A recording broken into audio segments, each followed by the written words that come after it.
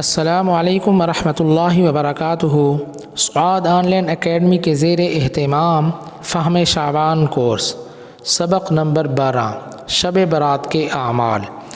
سیدنا عائشہ رضی اللہ تعالیٰ عنہ نقل فرماتی ہیں، حضور اکرم صلی اللہ علیہ وسلم نے ارشاد فرمایا، جس نے ہمارے اس دین میں کوئی ایسی بات نکالی جو اس میں نہیں تو وہ بات قابل رد ہے۔ حدیث مبارکہ میں لوگوں کے اس عمل کو مردود قرار دیا گیا جو قرآن اور سنت سے ثابت نہ ہو، ان کو عبادت سمجھ کے کیا جائے اور اس پر ثواب کی امید رکھی جائے۔ یہ بات یقینی ہے، محض اپنی نفسانی خواہشات اور ذاتی اغراض کی بنیاد پر شریعت میں نئے نئے طریقے رائج کرنا اور ایسی غلط باتوں کو شریعت کے ساتھ منسوب کرنا جن کا دین اسلام میں سرے سے وجود ہی نہ ہو، شریعت میں ناپسندیدہ ہے۔ دین اسلام تو آسان ہے، اس میں ہر موقع کی ہدایات موجود ہیں۔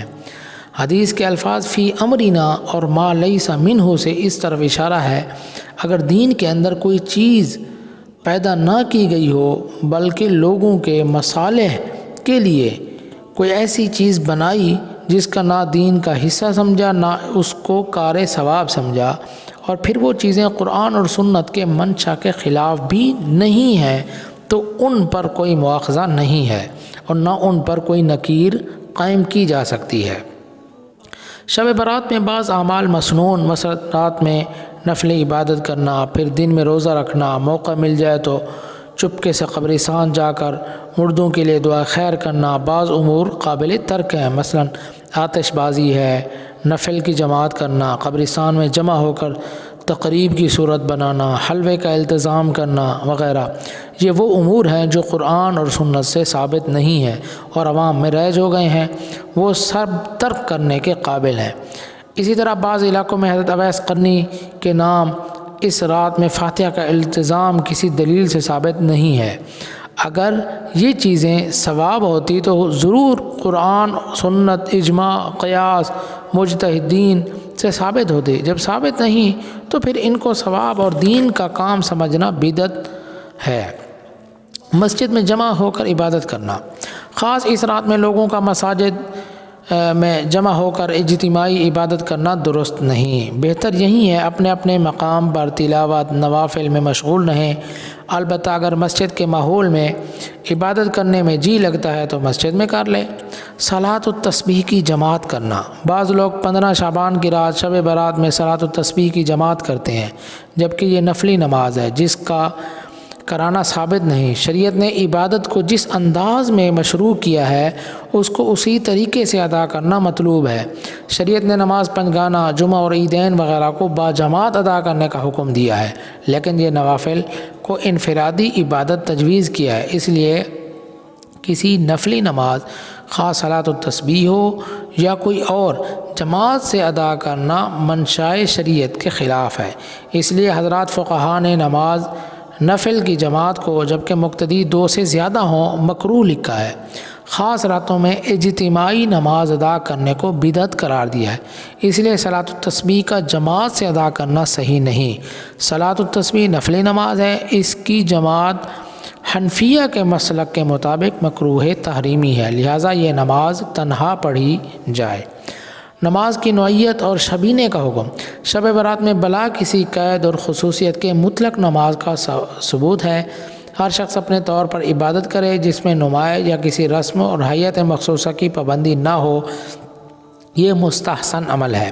شعبان کی 13، 14، 15 کو بعض علاقوں میں شبینہ کیا جاتا ہے، اس میں حفاظ پارے پڑھتے ہیں۔ ایسے شبینے میں نیت باندھ کر امام کی اقتداء میں قرآن سنتے ہیں، تو واضح رہے حنفی مسلک میں نوافل کی جماعت مکروہ تحریمی ہے، لہذا شبینہ جائز نہیں۔ ایسے شبینے کا انتظام اور اہتمام، اس میں امامت یا اقتداء یا اس میں لوگوں کو دعوت دینا، یہ تمام باتیں شرعاً جائز نہیں۔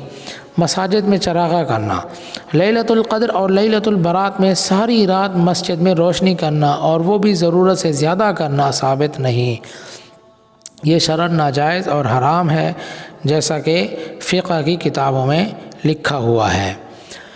اسی طرح فتاوی حامدیہ میں صراحت کے ساتھ موجود ہے، مسجد کے وقف کے مال سے جو ایسا کرے گا اس کے ذمہ ضمان لازم ہوگی۔ اگر متولی مسجد ایسا کرتا ہے تو نمازیوں کو لازم ہے کہ اس کو روکیں۔ 15ویں شعبان کو جتنی روشنی کی مسجد میں فی الواقعی ضرورت ہے اسے زائد چراغاں کرنا درست نہیں۔ اگر کوئی شخص اگر اپنے مال سے چراغاں کرا دے تو اس سے مسجد کا مال غیر مصرف میں خرچ کرنے کا گناہ تو نہ ہوگا، لیکن اسراف اور کفار کے ساتھ مشابہت کا گناہ پھر بھی ہوگا، لہٰذا یہ ناجائز ہے۔ قبرستان جانا، شب برات میں عشاء کے بعد کسی بھی وقت قبرستان جانا جائز ہے، البتہ اس کو کبھی کبھی ترک بھی کر دے۔ پہلے بھی یہ بات بیان ہو چکی ہے، حضور اکرم سے پوری زندگی میں اس رات میں ایک مرتبہ قبرستان جانا ثابت ہے۔ البتہ 15ویں شعبان کو قبرستان جانا 15ویں شعبان کی وجہ سے مسنون بھی نہیں۔ ہاں اگر اسی تاریخ میں جمعہ، پیر، جمعرات وغیرہ آ جائیں تو اس میں افضل ہے، مگر یہ فضیلت 15ویں شعبان کی وجہ سے نہیں ہوگی بلکہ ان دنوں کی وجہ سے ہوگی۔